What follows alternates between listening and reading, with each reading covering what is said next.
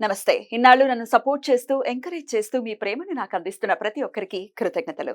అలాగే ఈ వీడియో కూడా ఖచ్చితంగా మీకు ఉపయోగపడుతుంది. లైక్, షేర్ అండ్ సబ్స్క్రైబ్ చేసి మీ సపోర్ట్‌ని నాకు అందించండి. అలాగే ఈ వీడియో పట్ల మీకున్న అభిప్రాయాన్ని కామెంట్ సెక్షన్‌లో కామెంట్ చేసి తెలియజేయండి. ఇప్పుడు వీడియోని చూద్దాం.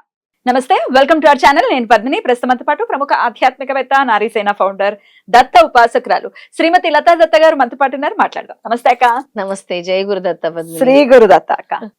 అక్క కొన్ని మంచి మంచి కళలు చెప్పుకొని ఆనందపడిపోతుంటాం కదా. అవును. సంబరపడిపోతాను నేనైతే.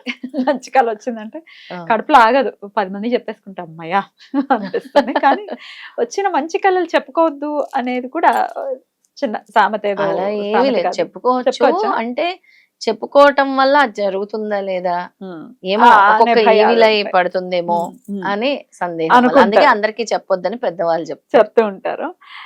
అయితే దేవుడు గనక కల్లోకి రావటం, మూల విరాట్లు కల్లోకి రావటం, లేకపోతే అసలు స్వామిని చూడటము, లేకపోతే స్వామి మనతో ఏదో కమ్యూనికేట్ చేస్తున్నారు అన్న విషయం కళలో కనపడితే అది చాలా ఆశ్చర్యానికి, ఆనందానికి కలిపి గురి చేస్తుంది. అవును, ఖచ్చితంగా. దేనికి సంకేతం ఇట్లాంటి కళలు? చాలా అసలు మంచి కళల గురించి ఈరోజు చెప్పబోతున్నాను. ఉమ్. అంటే మనకు వచ్చేటటువంటి మంచి కళలు, అంటే ఏవైతే మంచి కళలు అని మనం చెప్పుకోవచ్చో వాటి గురించి చెప్పబోతున్నాను. Sure. అలాగే భగవంతుడు కలలో కనబడితే అది మంచిదయా కాదా అని చాలా మంది సందేహిస్తూ ఉంటారు కదా.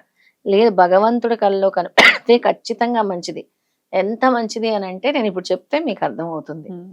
అయితే ముందుగా చాలా మందికి కొంతమంది అంటారు, నాకు స్వర్గం కనబడుతుంది కల్లో, ఉమ్. లేదంటే కైలాసం కనబడుతుంది, స్వర్గం కనబడుతుంది, ఇలాంటి కళ్ళు వస్తున్నాయి నాకు.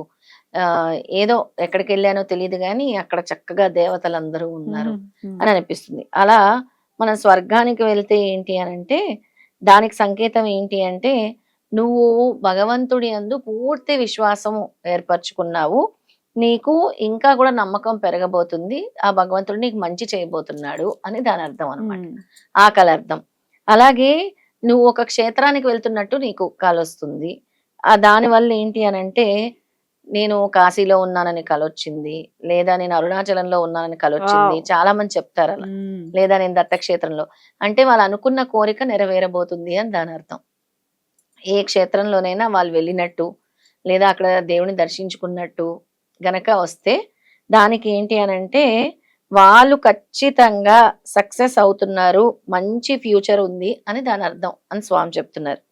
అలాగే ఆ ఎవరైనా ఒక బ్రాహ్మణుడిని చూసినా లేదా మంచి పురోహితుడిని చూసినా అది కూడా చాలా ఆ శుభశకునం అని చెప్తున్నారు, మంచి అంటే కళ. కల్లో కనబడితే.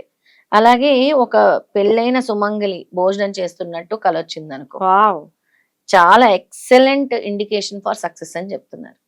సుమంగలి ఎవరి రూపంలోనైనా సుమంగలి కల్లోకి వచ్చినా ఆవిడ భోజనం చేస్తున్నట్టు వస్తే చాలా విశేషమైన ఫలితం సక్సెస్ అని చెప్తున్నారు అనమాట. అలాగే మనము ఎక్కడికైనా పుణ్యక్షేత్రాలకు వెళ్ళి మనం స్నానం చేస్తున్నట్టు కనుక కల వస్తే, ఎక్కడో నది దగ్గర మనం స్నానం చేస్తున్నట్టు, లేదా భీమా అమరజా నది గాన్గాపూర్లో చేస్తున్నట్టు, లేదా ఎక్కడైనా మనకి పాతాళ గంగ శ్రీశైలం దగ్గర ఉంది, కాశీ గంగా నది ఉంది, ఎక్కడైనా స్నానం చేస్తున్నట్టు వస్తే అది సక్సెస్ అంట.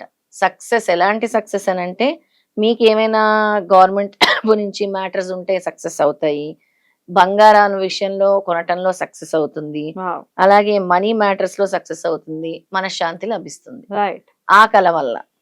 నెక్స్ట్ భగవంతుడు డాన్స్ చేస్తున్నట్టు వచ్చిన కళ వల్ల శివుడు అయితే ఈశ్వరుడు ఆ. శివతాండవము, నీ ప్రాబ్లమ్స్ అన్ని పోయి నీకు త్వరలో డబ్బు రాబోతుంది అని సంకేతం అంట. Beautiful. నీ సమస్యలు తీరిపోతున్నాయి, అది చాలా మంచిది. చాలా మంది ఏమో నాకు దేవుడు నాట్యం చేస్తున్నట్టు వచ్చాడు భయం వేస్తుంది అని అంటారు. ఏం భయపడాల్సిన అవసరం లేదు. ఉమ్. ఉమ్. అది ఉమ్. అలాగా భగవంతుడు నీతో మాట్లాడుతున్నాడు, ఏదో భగవంతుడు కమ్యూనికేట్ చేయటము. కమ్యూనికేట్ చేయటం అంటే మామూలుగా ఆయన నిల్చోటం వేరు. ఈ కమ్యూనికేషన్ లో 2 విధానాలు ఉన్నాయి. ఒకటి నీకు ఒక డేంజరస్ ప్రాబ్లమ్స్ రాబోతుంది అని వార్నింగ్ సైన్ ఒకటి, ఉమ్. అంటే దేవుడు వచ్చి నేను నిన్ను కాపాడబోతున్నాను దాని నుంచి అని చెప్పే వార్నింగ్ సైన్ ఒకటి. రెండోది ఆయన ఏదైనా నీతో స్వయంగా చెప్తుంటే ఒక మంచి విషయము, దాన్ని నువ్వు పాటించాలి నీ జీవితంలో అని దాని అర్థం. Beautiful. అంటే దాన్ని ఇంప్లిమెంట్ చేయాలని దాని అర్థం. ఒకవేళ హనుమాన్ గనక నీకు కల్లోకి వస్తే,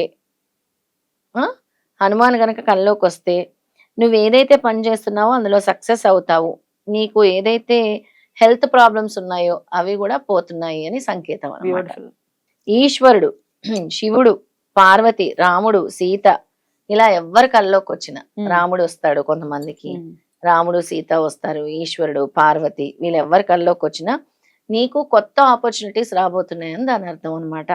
అలాగే నీకు వస్త్రాలకి తిండికి లోటు అస్సలు లేదు అని దాని అర్థం. బ్యూటిఫుల్. అంటే నేను ఉన్నాను, నేను నిన్ను కాపాడుతున్నానని దాని అర్థం అనమాట. బ్యూటిఫుల్. దత్తాత్రేయ స్వామి వారిది గనక వస్తే, అమ్మ బాబాయ్ అదే అడగబోతున్నాను. దత్తుడు గురించి చెప్పండి అని. అసలు వస్తారా దత్తాత్రేయులు వారు? తప్పకుండా వస్తారు. నాకు అవునా? వచ్చారు అవునా? 1-2 సార్లు దత్తుడు, మీ శ్రీపాదుడు. ఎక్స్పీరియన్స్ నేను ఎలాగ అడుగుతాను చెప్తారు కానీ ఎలా వచ్చిందో కళ, అసలు వస్తే ఏంటి? వస్తే మిరాకిల్స్ జరుగుతాయి, నీ జీవితంలో మిరాకిల్స్ జరుగుతాయి. ఇంకా నీకు ఎటువంటి లోటు జీవితంలో ఉండదు అని దాని అర్థం. ప్రాఫిటింగ్ మిరాకులస్లీ అంట. అంటే ఏంటి, ఇంకా మిరాకిల్సే జరుగుతాయి నీ జీవితంలో, అనుకోని విధంగా స్వామి నిన్ను రక్షిస్తూ ఉంటారని.